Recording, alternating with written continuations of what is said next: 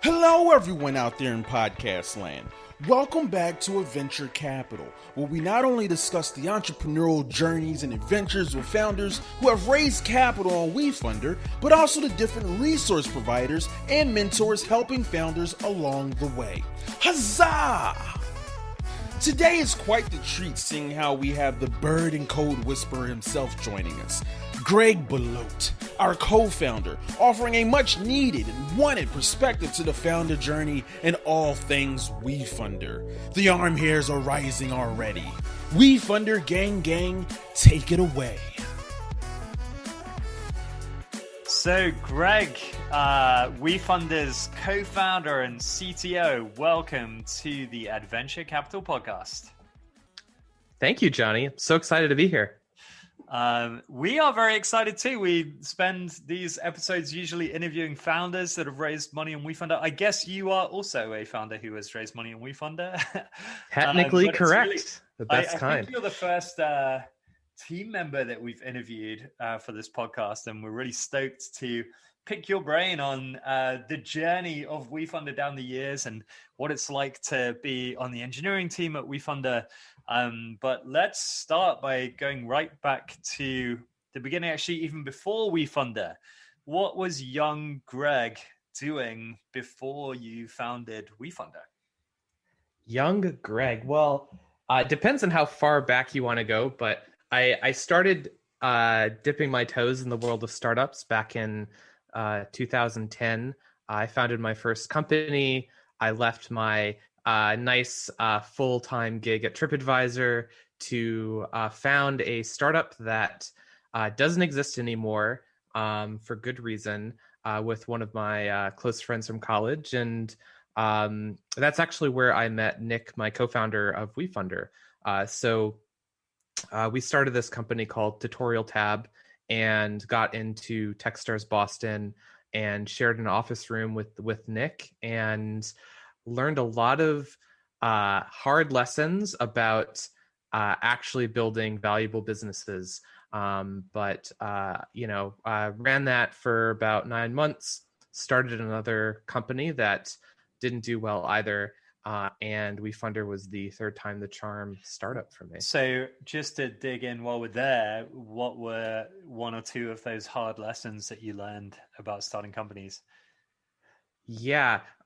So I was the stereotypical tech guy who was building something fun, and the business was the afterthought. So I figured this cool piece of tech, surely I can find some way to sell it to someone, and was very abstract with the way that I thought about the product. So what we were doing was we built this JavaScript plugin that you could drop into your website, and you could set it up to create these interactive like tooltips that would, kind of follow a user from page to page. And the point was to, train your new users so that, you spend so much money trying to acquire users, you got to really turn them into power users for your product. And, for me, I thought that meant that they understood the how to use the website part of the problem. And so,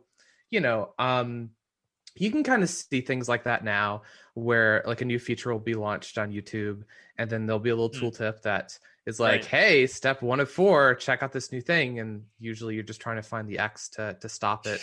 But we were trying to make this into a subscription business, and it didn't work well, right? Like you could program this thing and it had some limits. Like you, if you're trying to create a tutorial for like E-Trade, you could show someone how to place a limit order, but you couldn't really explain to them what a limit order was.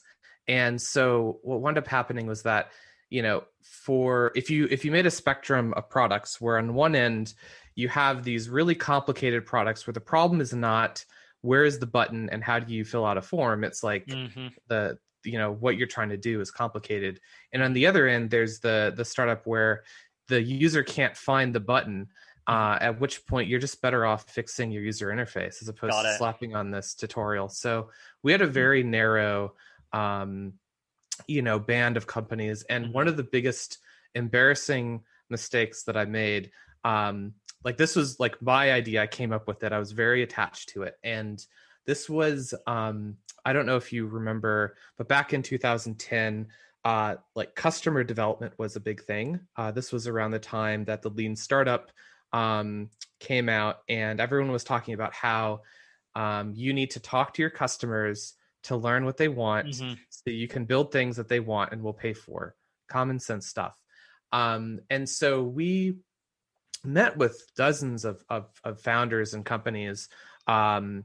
And, you know, we'd show them our demo and they'd be like, oh, that's really cool. And, you know, we would come out of it where, you know, they weren't really that interested. Like, well, one, they said it was cool. So obviously we took that as a compliment that we were building something really cool.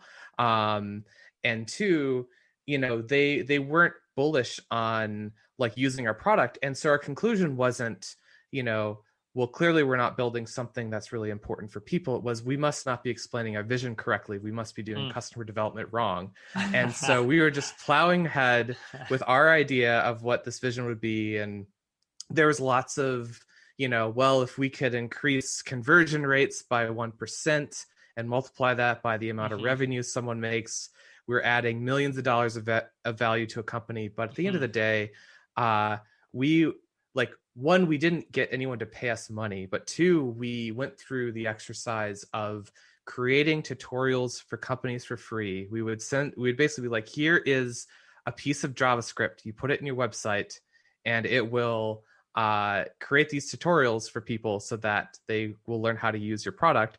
And no one put that in their website. It was really bad. Yeah. Wow.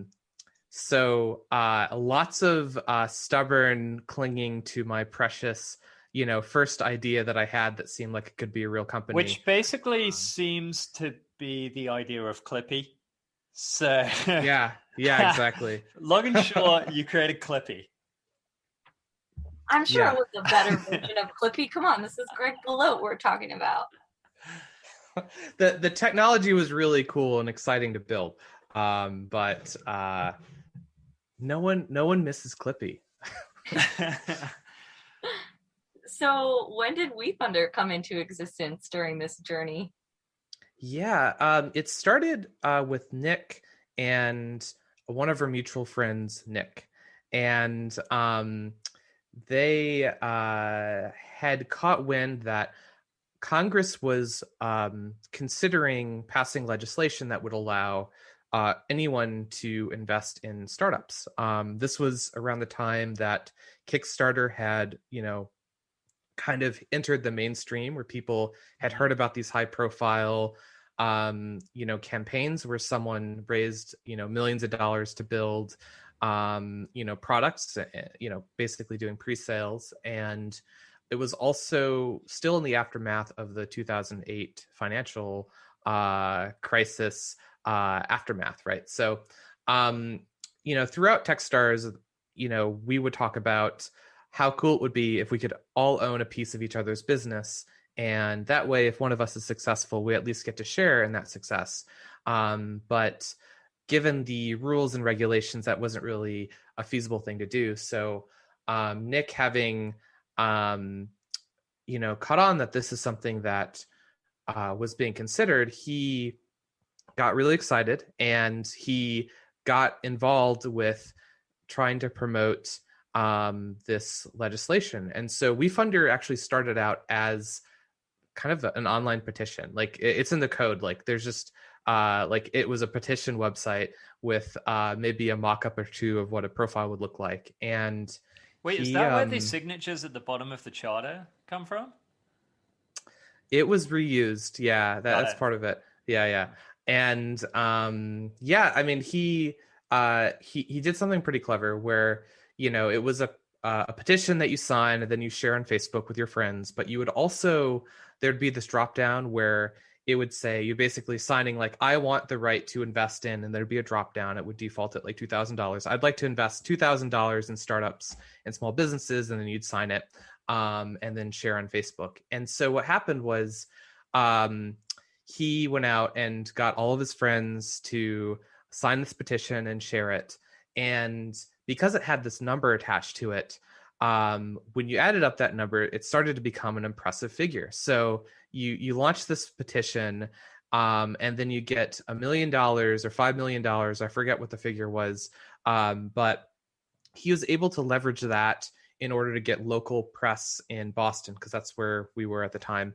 And through that local PR, he caught the attention of the Massachusetts senator, who was actually one of the co-authors of the versions that got rolled into the Jobs Act. And so he got invited down to Washington to be, kind of a startup expert to give advice to the various legislators on the bill.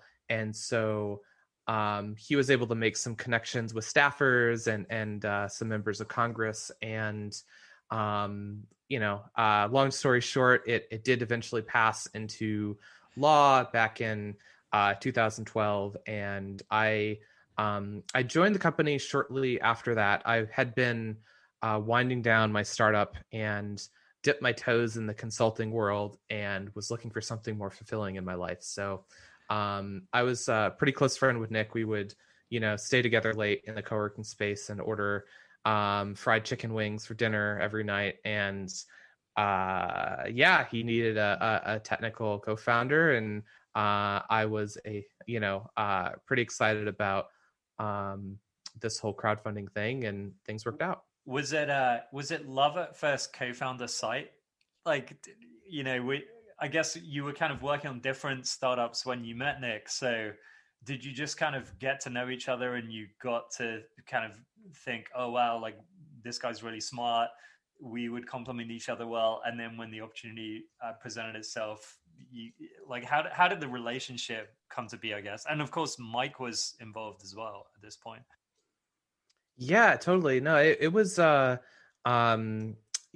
first sight is we had been friends for about 2 years, but early on, the company he was working on, I really thought that he was doing something exciting and had a lot of respect for his ability to make products, and thought he was just like a pretty smart dude.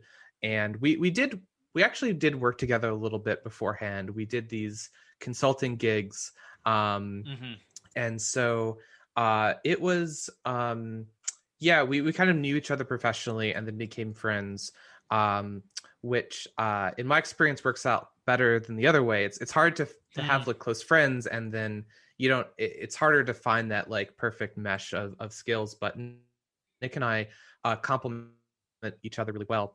And the same is true with Mike, who we met through the co-working space that we were a part of. And so I like to joke that Nick was the eyes, Mike was the lips, and I was the fingers, where Mike was really good at building relationships and biz dev and a lot of things that you do now at Wefunder, Jonny. And Nick is really good about thinking holistically, thinking about the user and what kind of products do we need to have. And, it's also really good at breaking stagnation. So a lot of good traits there. And I, am really good at building things. And, because we have that mutual respect, it makes it a lot easier to work together. And that kind of Nick has his domains, I have my domains, and there's not a lot of toe stepping that happens. So it worked out pretty well. Yeah, it's awesome to see how much respect you guys have for each other. I feel like you then really kind of can, I don't know, I was going to say delegate, but that's not the right word, but just trust each other in the various areas of the business that you lead. Yeah, totally. It's a beautiful friendship. It's lovely to witness. Yeah. And it's kind of wild that we've known each other for 11 years now. Time flies. You and Nick have known each other, I guess, as long as my wife and I have been married. So lots of parallels. I was just going to say, when you met each other, you were dating other people, i.e. working on different startups, and then it came back around. And, yeah. Love that. Greg, how far into Wefunders life did you guys get into YC, and what were like your top takeaways from that experience? Yeah, pretty soon. I mean, maybe I don't know, maybe 2 or 3 months after I joined, we started the process of like putting together a YC app, and we applied and were lucky enough to get in. It was a really powerful, informative experience for us. I mean, probably the biggest thing that we got out of it was just developing a much better intuition for what it takes to get high quality startups to use this crowdfunding thing. Like, we were super naive when we started the company, right? Like, we believe that every company needs money, and therefore every company would want to use a product that helps them raise money easier. But that's not really how it works. Like, you have this things kind of get upside down at a point where, instead of founders chasing investors, you have investors chasing founders, right? There's like this feeling of scarcity, that there is only a couple high quality deals, and that's a super subjective thing. But basically, going through YC, there are a few companies that tend to be seen as very successful and one that everyone wants to invest in.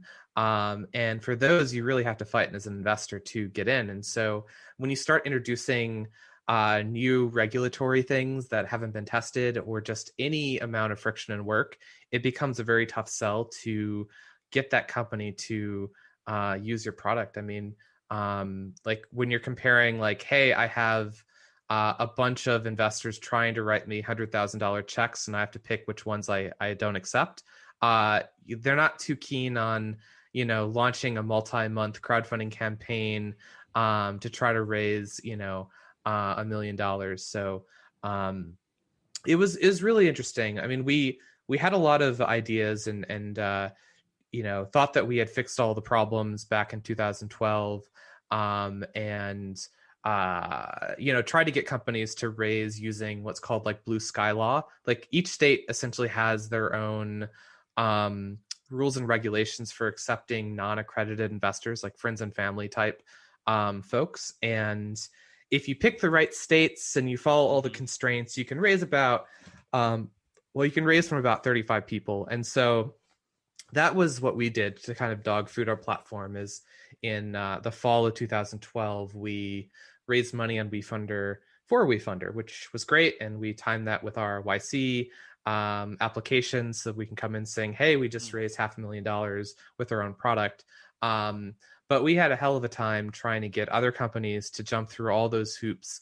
Like, we had a reason to like want to do it and take on any kind of risk and pain that entailed. But other companies generally don't want to do that. So that was probably the biggest takeaway. I mean, the network of alumni is pretty strong, and we've benefited a lot just having that label. It's like getting into Harvard or MIT. It's like you put that on your resume, and it opens doors. Like, we can, we can reach out to most people in YC and be like, hey, we're also YC, and they'll read our emails, right?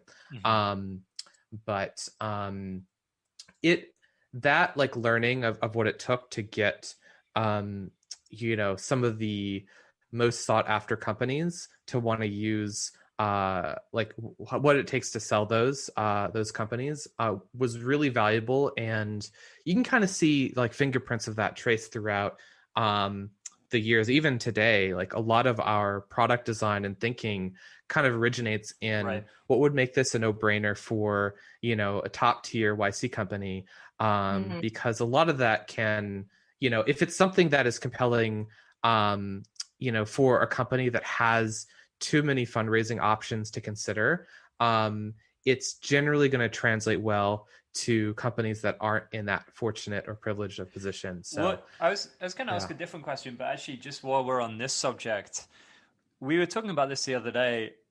How do you design, because we're trying to win, the hottest company coming out of YC, and saying you have investors lining up to invest in you, but we want you to reserve some allocation of your round for your fans and your customers and your earliest believers on Wefunder. but we also want to design for, I don't know, the coffee shop, or the Main Street brewery that, doesn't have all those options, or, another tech startup that's doing a friends and family round versus like a super hot, seed round. So when you're designing products, how do you try to strike that balance between just designing for the perfect use case, the perfect user, but also accommodating everyone?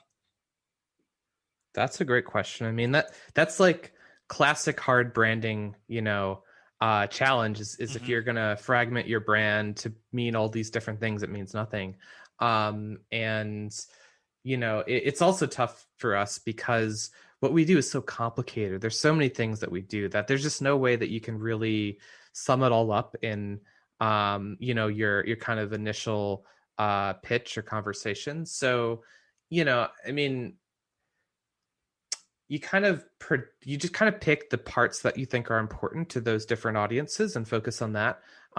So, for a local restaurant, maybe you focus more on getting the being able to like raise locally and get the local community involved, and to be able to use kind of the people who are coming in your door as like a way to reach new investors and sell them on that. Like that might be a more successful pitch compared to like a cap table, which you might not care as much about if you're opening up a new branch of your local brewery. But yeah, I mean, when you go to a startup, like it depends. Like there are different ways you can take it. I don't really know what the right answer is, right? Like we haven't quite figured that out yet, but certainly there is a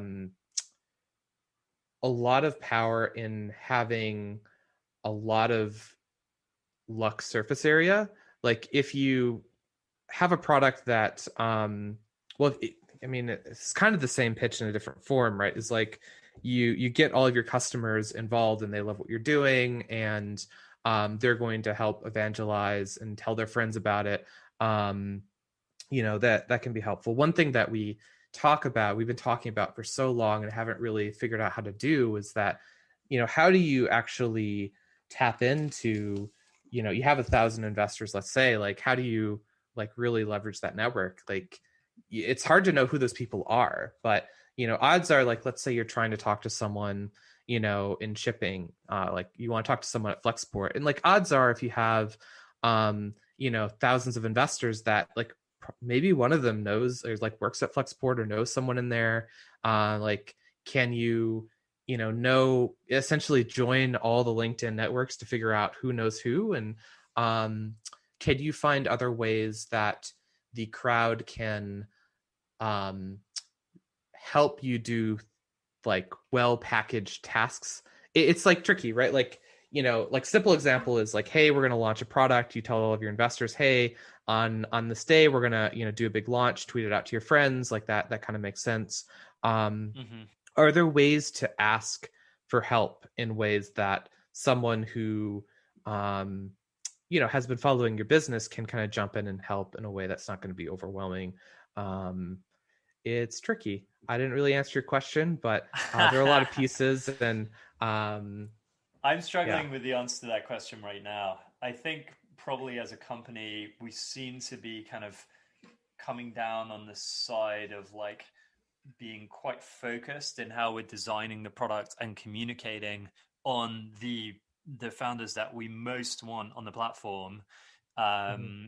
But that also we can accommodate everyone, but we're kind of designing for that one kind of perfect use case. But I just don't know if that's like the right approach. And obviously, as you say, over time, hopefully we can kind of be more nuanced. We're working on a landing page right now for brewery founders, and we're going to be serving up ads to brewery founders and sending them to a targeted landing page. And hopefully over time we can be more kind of nuanced and differentiated in how we build the product, both for founders and investors. But going back to the conversation we were having earlier, I when I left Kiva after 7 years running the US team, I was I looked back on what I knew at the start of that journey in 2011 and the kind of questions we were asking and kind of how we were building stuff. And it was really cool to see how much I had learned over those 7 years and how dumb I was when I started that journey.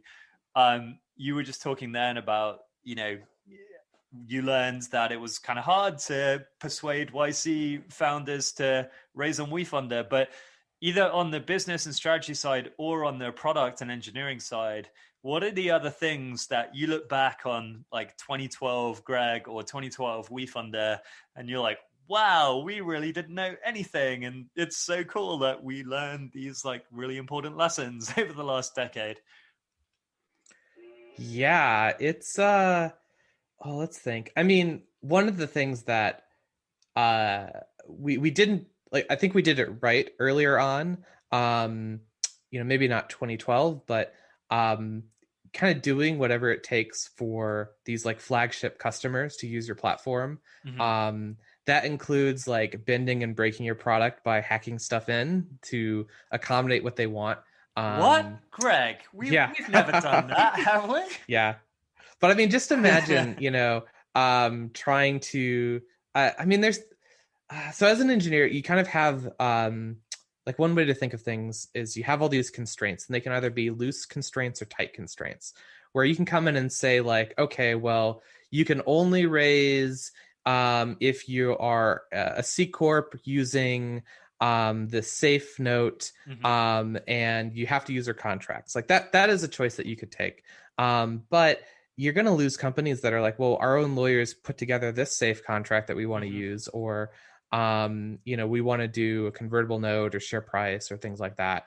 And, there's, it's a very easy excuse to make for yourself if you don't want to do that extra work to say like, well, that's not scalable or maintainable to do all these, short-term things. But it isn't like guaranteed that you're going to get to the point where that matters. Like it's much more important to find to get these companies, like for us, get the customers on using our product, and we're going to learn a lot through them anyways. So don't stay too fixed on what you think the product should be in the beginning, because you're going to learn.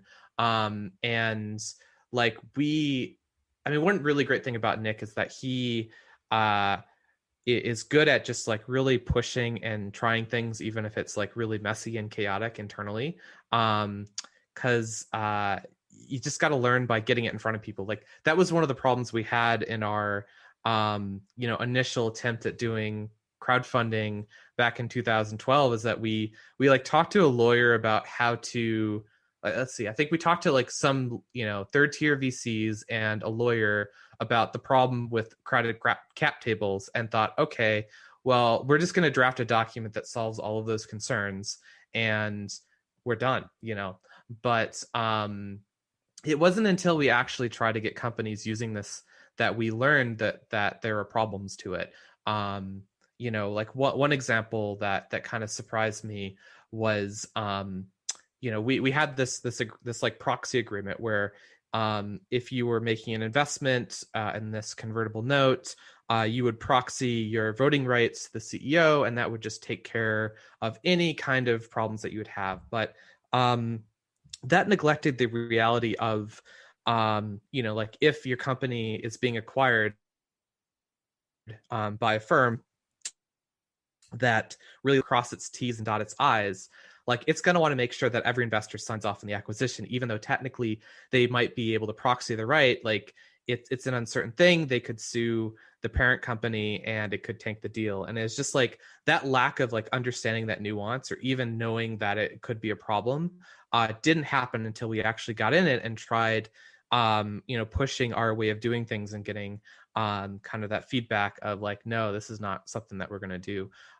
So, you've got to like, the purpose is to learn as quickly as you can, and just like accept the fact that your hands are going to be dirty and things are going to be messy and chaotic and out of control. And like we made several mistakes over the years where we tried to become a platform too quickly, where we would say, oh, we'll just find these these people who are going to bring in all the deals to our platform. So we just need to make this platform for these like angel investors who are going to, you know, bring in more companies, and we don't have to, you know, really worry about that. But it was like abstracting things a little too much. We were trying to jump a step in our growth, and there are just several things that we've done where you know, it would have just been better if we just kept it simple. You know, instead of trying to build something for other people to do the thing, first we should do it ourselves, build the tools to do that well, and then bring people in. And one thing that we've been really fortunate about is just getting lucky with like the people that we've hired, and been able to like maintain like a high culture bar to the point where like everyone really likes the people at the company. And when anyone interviews with us, that's like a pretty strong takeaway consistently. And that's a hard thing to do. I credit a lot of that to Nick and Suze and you. And but it is like such an asset to us, and wouldn't have been something that we'd have if we hadn't cared so much about culture earlier on. Totally.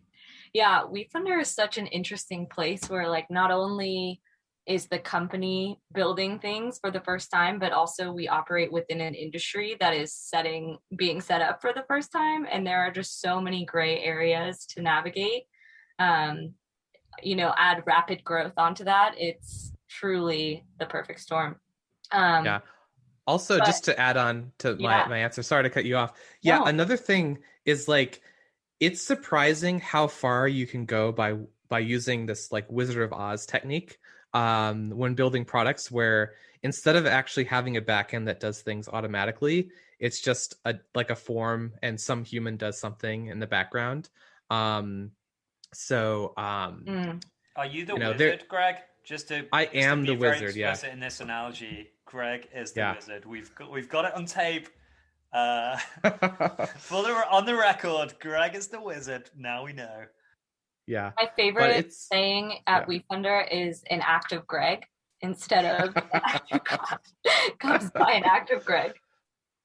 Yeah, I was pretty amused when I started seeing the memes for that. Our highly specific internal memes. Yeah. That's when you know you've made it. Definitely. You talked about some of the product kind of mazes that have resulted from trying to please customers and get cool companies to raise with us. What are some of the things on the engineering product side that you're actually really proud of over the years? Yeah, I mean, probably the biggest thing is just like, I've built something that has moved like $250 million around. That is terrifying, and also something that I have a lot of pride in. You know, and so yeah, I mean, what we do isn't simple, and we've been lucky enough that most of the things that we built over the last 9 years, we've been able to build on top of and improve. And there's a lot of things that we do. So we, you know, Nick and I sometimes joke that we've built several startups inside of Wefunder. And, you know, we're pretty vertically integrated, as you two know. Like we have our own contract signing software, our own compliance tools, and all these other things that could be just the sole focus of a business. But it has given us a lot of strategic flexibility, because we it's ours, we own it, we can change it the way that we need it. And you know, I can see it being just the foundations of you know, when we have dedicated teams building these things, we can make them, you know, really powerful, and you know, we'll be around for a pretty long time, I think. Yeah, how did we decide? That's a pretty big kind of strategic decision, I guess, right? Like, do you build the ability to administer SPVs ourselves, or do you outsource that to Assure? You know, do you build like kind of K1 like infrastructure yourself, or do you kind of partner with people, or do you buy? So is that just like, it kind of happens just like organically, because you're then also mentioned, and we have a team of great people who like building stuff? Or is it like a deliberate strategy that, 5 years ago, you and Nick kind of thought it through and said, okay, at some point, us having the 2% cost saving on Ashore is going to be a significant strategic advantage. And so let's kind of really move in this, kind of build versus buy direction. It definitely wasn't the latter one. I mean, for a lot of these things, like they didn't exist when we started. So like with the contract system, there was no hello sign. Like that like would have been a great API for us to use, but there's basically DocuSign, which we used as like our contract signing system for the WeFunder, like first WeFunder round, and it sucked. Like we didn't like it. And there was really nothing else that existed that was better, and we could build it, and we did. Similar with the kind of spinning up these SPVs. When we started doing SPVs, they were like very much not like a common thing. Like it, I mean, like raising money online was like pretty new. Like some people had tried it, maybe 5 or 10 years earlier, and it like failed into obscurity. But it was like, I remember back in 2012, like all these, self-confident VCs are like, no one would ever raise money online as a legitimate business. And, there weren't these like adjacent industries where there would be like a company that could spin up, SPVs or do K1s. I mean, we tried doing K1s with TurboTax, back in 2015 for the funds that we raised in 2014. And like I remember our ops guy, Dylan at the time was like, talking to the sales dude at TurboTax. It was like, oh yeah, sure, totally. We can, handle, several hundred partners in your LLC and blah, blah, blah. And then, we went through the process and entered a bunch of data. And then he was like, oh yeah, by the way, it's going to cost like, like $20,000 to do this filing, which like we didn't really want to or could comfortably afford. So we just like, it's like that, build it ourselves. And we kind of found ourselves with these things that we built that we could just invest more in and improve. I mean, there's some. Yeah, I mean, it's interesting. Like if you were to rewind the clock and say that we had the choice of paying some service provider to do these things for us, that are like, there would be a pretty strong argument saying that we should outsource that, focus on the thing that we do well, focus more on getting founders, and we probably would have had a better growth over those years. I mean, it's lucky that these things that we spent time in are like assets and can be like pretty important strategic assets.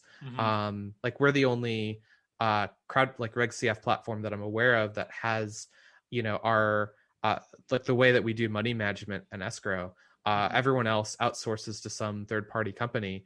Right. And so they're all one, like that company has to make enough of a profit to justify its existence. And two, right.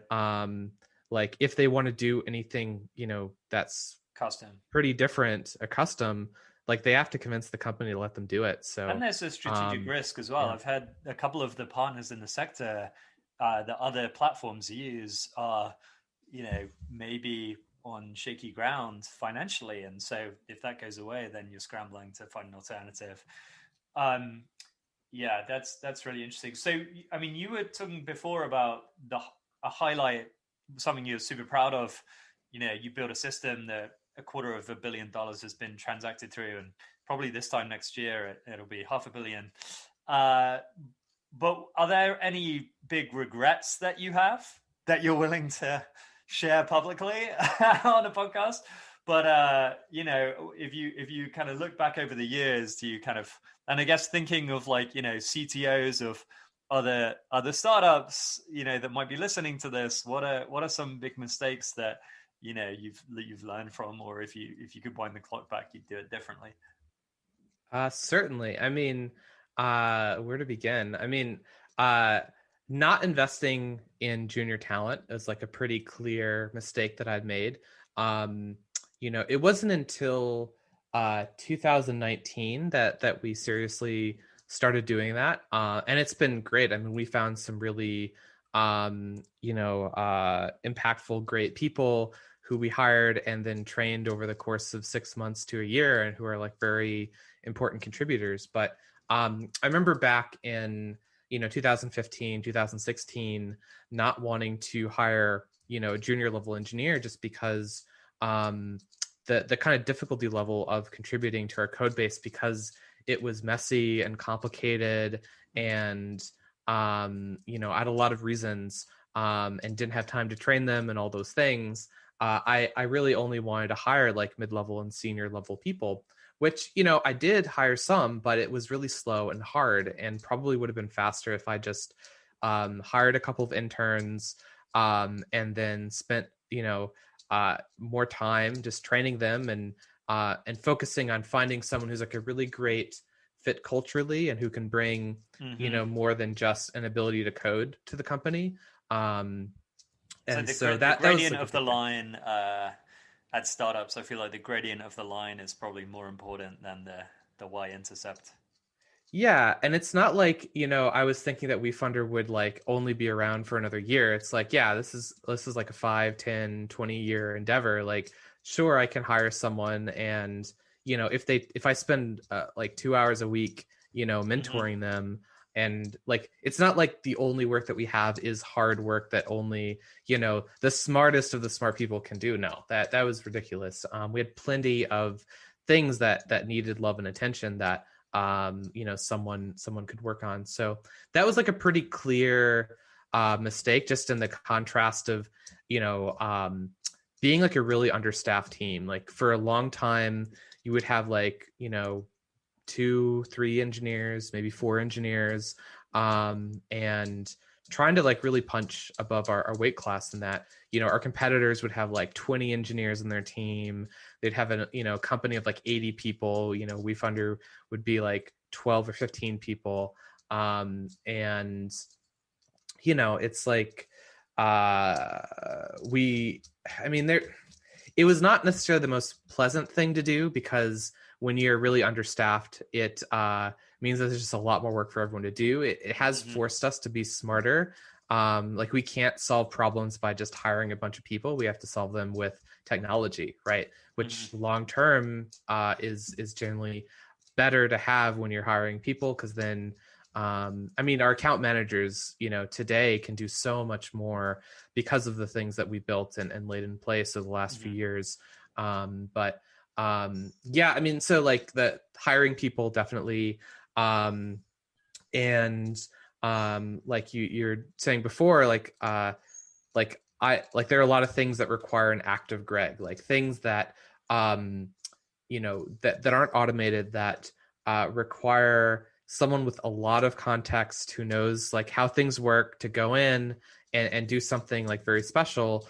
When it started out, it was like a really small, like infrequent thing. It's like, why spend, a month building something that I can do, in 20 minutes every other week, but as we've grown and as we've gotten that product market fit, it's become really painful. And one of the things that I wish I had started sooner was kind of training and building better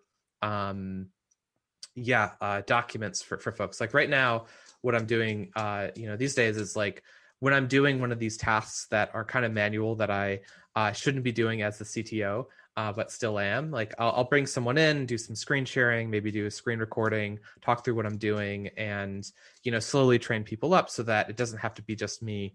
Since right now there are a few critical things that still have to be done through me or through engineering. But I guess just to play devil's advocate there a little, going back to something you said earlier, you kind of just got to hack it today to give yourself the chance of making it through to tomorrow. So yeah, I feel, it's probably kind of like the textbook answer might be, as you were just saying, would have been better to to build the automated scalable version rather than you just manually hacking it. But if you do that again and again, right, if you always take the month to build the scalable version rather than do the task yourself in 20 minutes, then maybe you never get to that point where you need the scalable version. You know what I mean? Yeah, no, I know exactly what you mean. It's like building a startup and working in engineering at a startup. You kind of have to hold these contradictions, right? Like you don't want to exactly. You want to build as quickly as you can, but you want to build something that scalable, like doesn't break down. Yeah, exactly. Yeah. And so kind of there's definitely that spectrum, right? You don't want to be on either end. But a mistake that I made that caused me to delay a lot of these things is not really it kind of breaks down to like long-term versus short-term, where when there are problems and there are people like actively experiencing those problems, it's really easy to focus and be responsive to that, which is something that you should do. Like as a business, like these are your customers, like someone's raising, they've raised $1 million on your platform, they're having a problem, like you got to fix the problem. But that frame of mind of, it's not like weighing your time against, it's not like weighing one customer against 10 customers that you have like problems right now. It's about, the people you have today and the next 1,000 people. Like, how are you balancing the short-term needs of, dealing with fires for the customers you have today versus the future fires that you're gonna have if you don't fix these problems? So it's kind of interesting. Like, I'll give 2 examples in my own role on the BD side that actually map so interestingly to that. So the first is like, building the scalable solution for tomorrow just versus executing today. So we don't really systematically use a CRM, right, at Wefunder right now. And I speak to people who like work in BD teams and it's like, wait, what? Like, that sounds so insane. But like, I think we're about 2x what our leading competitors are in terms of investment volume with a BD team that's like probably half the size, despite not using a system, because we've just been focused on like executing and hustle, and that kind of scalable system might kind of slow us down to build and implement and kind of use. And so it's a really good, and now I think, okay, we hired Catherine, she's building out these processes, and now we'll build out the CRM. But it's like actually just kind of just being tenacious and just hustling over the last 3 years that I've been here has, I would argue, been actually the right focus. And then another example on what you were saying about like, fighting fires today versus, building for the future. Like, I just pulled a email bankruptcy move, which I actually got from you one time, I think about a year ago. Greg put a GIF around on Slack that was like that moment when Michael Scott just shouts out in the middle of the office, "I declare bankruptcy." Just like moved like a bunch of emails to a bankruptcy folder. And I did that the other day. So post March 15th, I just got like 2,000 emails behind and I just like was drowning. So I moved them all. And so I just like did not like do emails for a month. And in that month, we hired 3 new people who are now all onboarded and firing on all cylinders. And, we moved the needle forward on like tracking. We picked up KPIs and metrics again.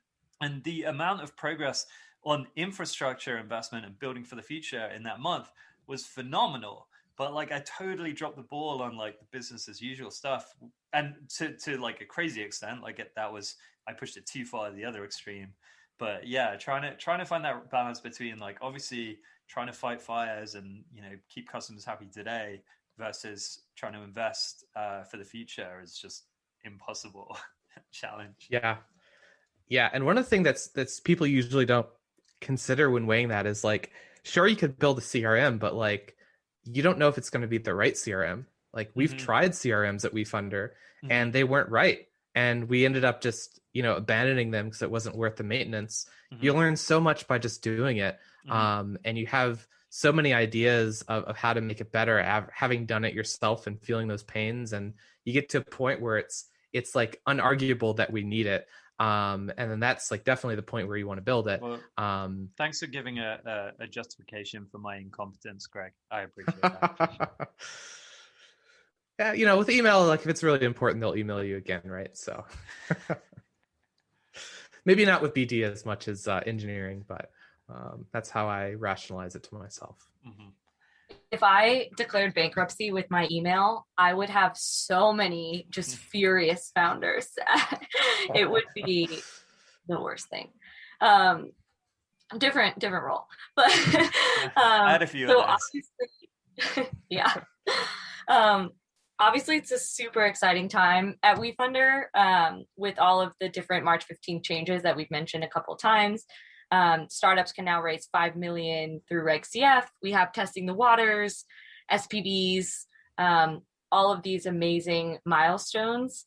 Sort of in light of the conversation we just had around building super quickly, but balancing for the future, where do you see the future of Reg CF going overall? And what are kind of the biggest things on your radar from an engineering product standpoint? Yeah. So we have several unarguable scaling problems right now with, you know, the speed and reliability of like, you know, moving money and just when you have, you know, tens of thousands of investments, some of them are going to have edge cases and issues. And the more investments you have, the more of those pop up and things like that. So certainly more investing on improving the reliability.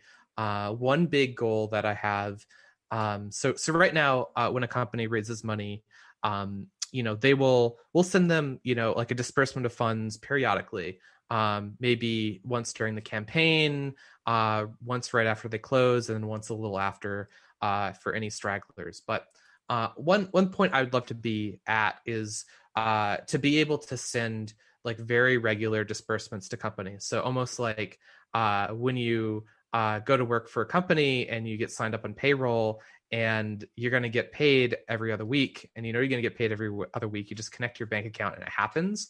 I'd love for that to happen on WeFunder, where if you're a startup, you connect your bank account and then WeFunder will just close and disperse funds every other week. So you can have a constant stream of money coming in, as opposed to having to wait all the way to the end of your campaign or really have to think about the details of where different investors are in the process. And you know, that is like a pretty ambitious goal, but also super powerful one. That's one that I think would be difficult to emulate if you didn't own like a vertical stack. Like there's a lot of engineering and work that needs to be done on our end to make that happen.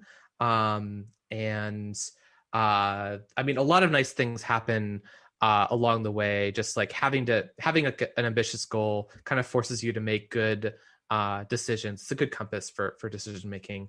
We're also growing the engineering team from about 8 people to, you know, hopefully a little over 20, which itself is going to be a challenge. So just bringing more people in, training them, making sure that you know, we kind of maintain our culture and our values, and you know, how do we run a team that is you know, 2 or 3 times bigger than the one that we currently have? Like that'll just have its own challenges. But and I guess on that point, Greg, what when you say culture and values, what are we looking for in engineering recruits at WeFunder, both from a technical perspective, but also a, you know, culture and values perspective?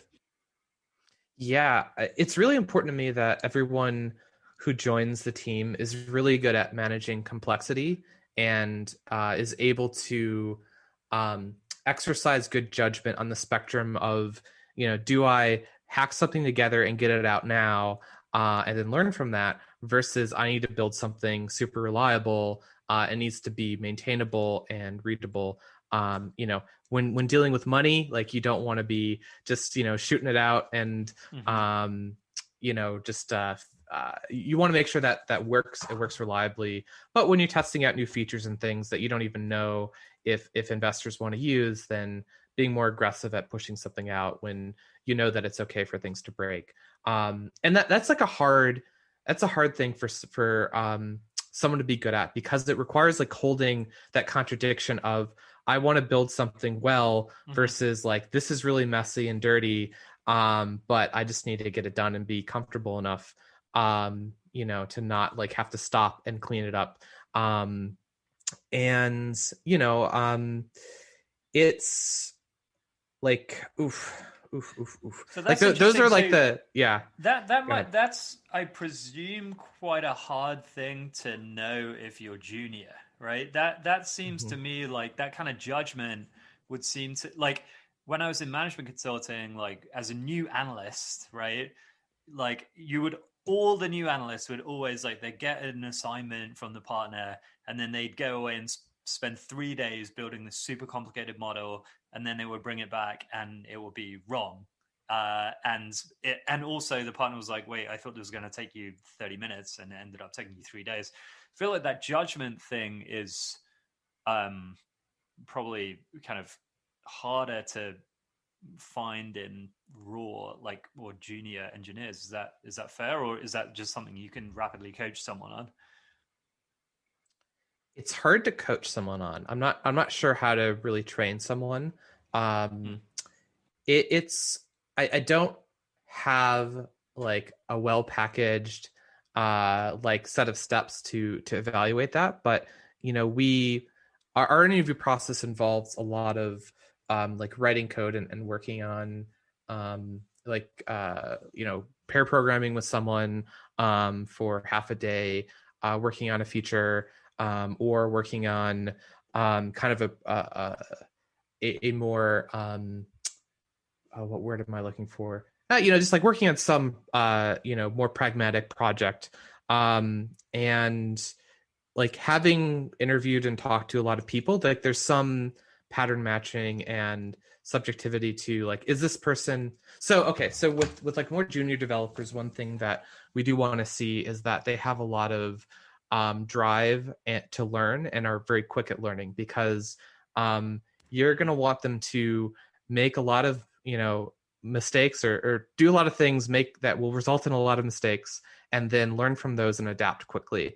So certainly finding someone who can be comfortable jumping into a problem without fully understanding it, but also understanding it enough that they're not just going to jump in and flail.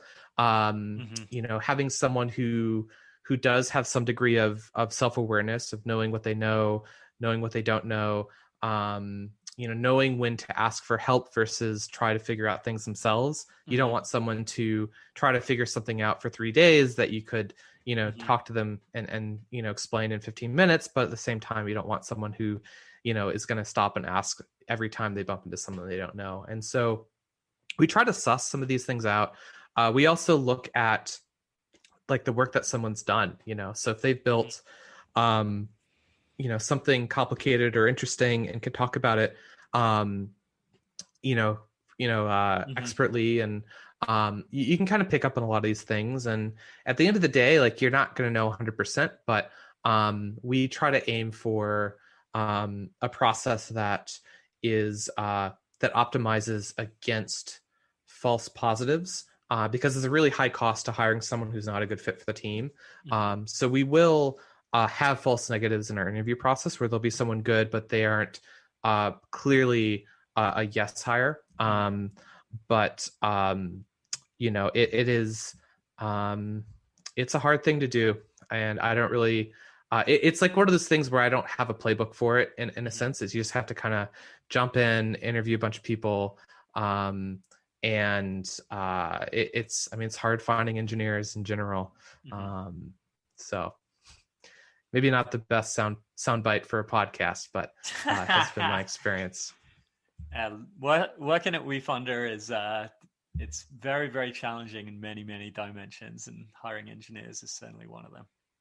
Yeah, one of the things that stood out to me from there, like when we joined YC, Paul Graham, who was still running it at the time, kind of gave this like intro speech, and one of the things he said is that you to work on a startup, it's like you got to be it's like jazz. You have to be able to like improvise and jump in and be comfortable just like thinking on your feet. and that is like absolutely true. And you have to be able to jump into a chaotic thing. You don't necessarily know all the things that you need to do. You have a vague sense of the direction you want to move in, and you just start moving, and then you course correct and you keep iterating. I really like that analogy. Feels right. It does. Well, Greg, we will leave you with a final question because I'm sure Wefunder is falling apart without you while we've stolen you from the podcast. But yeah, I mean, you've obviously been through the journey of many startups from kind of the very, very early stages, working on a few different startups into a longer portion of the life cycle of Wefunder, especially now as we really start to hit product market fit. What would be your biggest piece of Greg life advice for a budding CTO of a startup? Yeah, it's really important to know how to balance your burnout against your startup, like to be able to like turn off Slack notifications and turn off email or not check email, and be able to sleep and enjoy a day or two off a week is like really important, because startups are very hard. You think that they will get easier, they don't.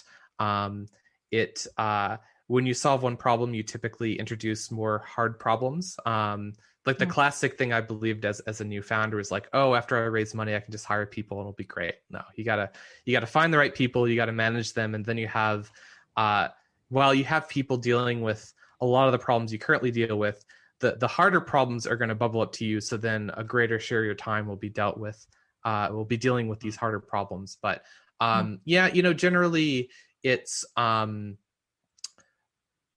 you gotta make sure that you don't spend a lot of your time feeling busy, but like focus always on like long-term, invest your time on things that are going to be really impactful. Don't, if there's something that you have a lot of emotional draw towards doing, it's always good to ask yourself if that's because it actually is the best thing for you to do.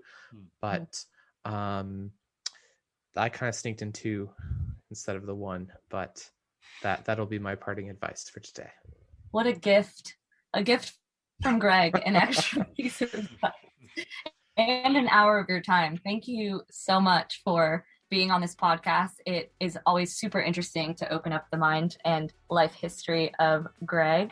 And yeah, we really appreciate it. I think this will be, I'm betting on it, this will be our most listened to episode. No brainer. Well, it's been my pleasure. I look forward to listening to it myself. Awesome. Thanks so much, man. Thanks, Greg. Thank you for tuning into another episode of Adventure Capital. I hope you laughed, took notes, shed a tear, and most importantly, feel ready to go off on your own adventure. And remember, whenever you are ready, Wefunder is here to help.